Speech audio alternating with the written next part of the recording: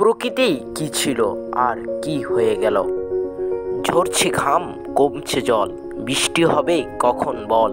দিনের রোদে ধরলো মাথা, কেউ ছিল না ধরতে ছাতা, কষ্টের নিঃশেষ।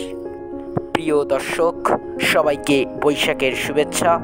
আজ 5 মিনিট ইনফরমেশন বিডি আপনাদের জন্য নিয়ে এসেছে বৈশাখের তীব্র তাপদাহে কিভাবে গ্রামের মানুষ জীবন অতিবাহিত করছে তাই নিয়ে বিশেষ প্রতিবেদন।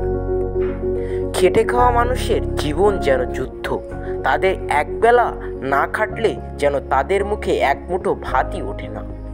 সবাই জীবিকার টানে ব্যস্ত, কেউ এই গরমে ধান কাটছে, কেউ ধান মাড়াই করছে, কেউ বা ভ্যানে মালামাল টেনে জীবিকা নির্বাহ করছে, কেউ স্থির নেই। ভ্যান চালক পাক্কার ভাইয়ের চলন্ত গাড়ি থামিয়ে তার কষ্টের কথা আপনাদের শোনানো। আমরা গরিব মানুষ রোদি ভ্যান চালিয়ে টাকা ইনকাম করতেছি, খুব পরিশ্রম হচ্ছে রোদি। এমনকি গ্রামের গৃহিণীরাও বসে নেই।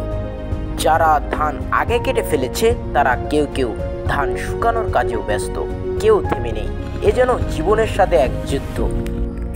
আর তীব্র তাপদাহে মাঠঘাট ফেটে চৌচির। একটু বৃষ্টির জন্য সকল ধর্মের মানুষ প্রভুর কাছে দুহাত তুলে মিনতি করছে। যে কথা বলছিলাম, বাংলাদেশ সরকার এই তীব্র তাপদাহে রেড অ্যালার্ট জারি করেছে। আর গ্রামের মানুষের কথা হলো, কোথার রেড অ্যালার্ট? আমাদের একবেলা কাজ না করলেই জীবনই চলে না। 5 মিনিট ইনফরমেশন বিডি তাদের সাক্ষাৎকার নিয়ে তো হতবাক। মানুষ তো দূরে থাক, পশুরা পর্যন্ত অতিষ্ঠ হয়ে পড়েছে এই তীব্র গরমে। তার সাথে সাথে আবার লোডশেডিং। এই তীব্র গরমে সবাই স্বাভাবিক পানি পান করুন, বরফ এবং বরফ পানি পুরোপুরি পরিহার করুন।